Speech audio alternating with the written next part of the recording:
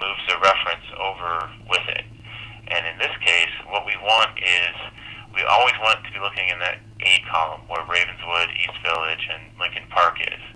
So if I move it from this formula from cell B2 over to C2, I still want it to be referencing A. So the way to symbolize that is to put $, which is called the string symbol, in front of A if you wanted to copy it.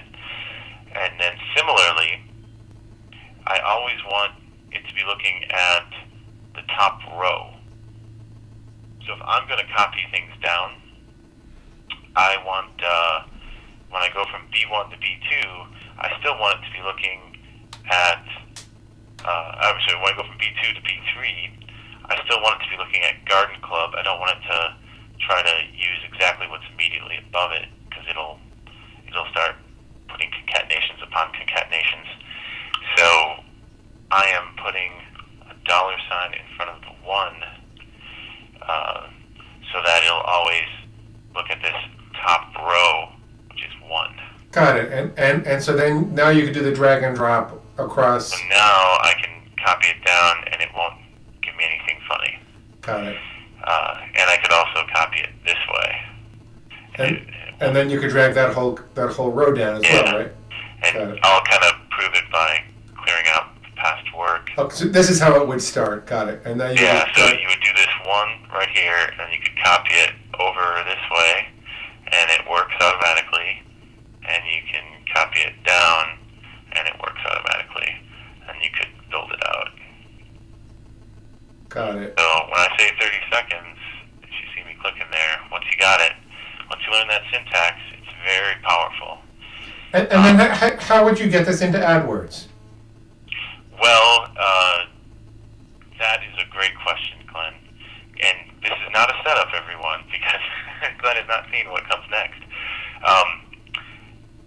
On the next sheet, I wanted to talk about changing case, because it's something more neat and tidy than maybe practical, but for organizational purposes, a lot of times we want to change the case of something. And on this page, what I've done is I've grabbed the raw keyword data here that's all grayed out from one of the columns from the previous page. Show them exactly how you do that, please. Could you show them exactly how you grab that data? Sure. So let's pretend that this isn't here anymore. And I come in here, and I'm just going to grab some of the keywords that I wanted to use. Okay? Okay. I could grab, more, but I wanted to just enough to kind of show you what I'm doing. So I'm going to then, in this case, I'm going to paste special and just paste the values in.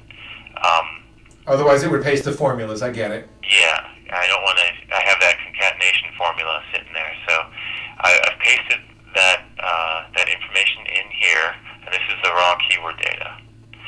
Now, highlighted with a line around it over here is the information that you need to update keywords into AdWords Editor, and these headers are pulled directly out of AdWords Editor. You just go onto the keyword tab of AdWords Editor and grab any single keyword, drop it into an Excel sheet, and it'll automatically create these headers for you. You can get rid of any of the data that you were pulling, keep the headers. And those are the ones that you need: campaign, ad group, keyword, keyword type, and MAC CPC, which you don't even need if you're bidding at the ad group level.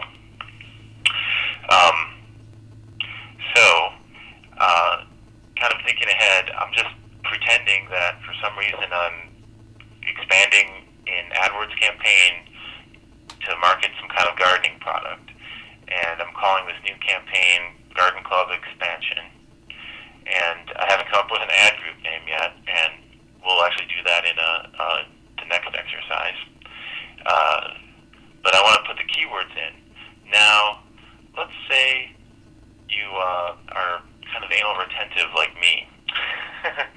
I could have just dropped the information that's in gray, the actual keywords, right here on the Keywords tab, and yeah, it would work because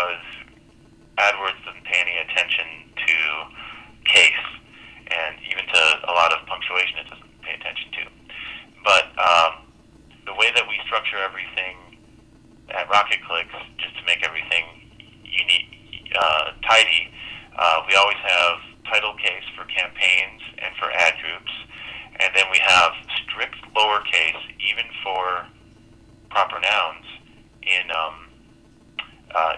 keywords. And this is actually how Google will report things in the keyword tools that they have. And so we try to mimic the standards that Google AdWords itself has.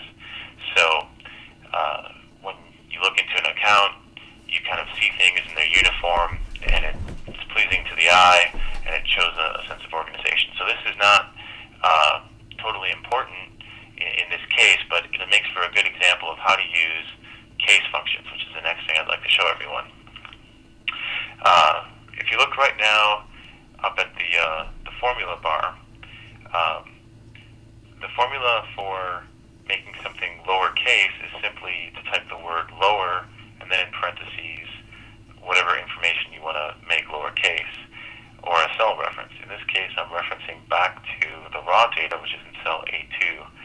So it's Ravenswood with a capital R back there, and here in column D, it's strict lowercase.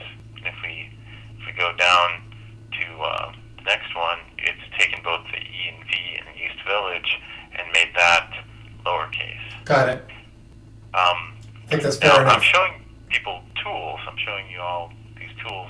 This may not seem important. It might seem kind of trivial.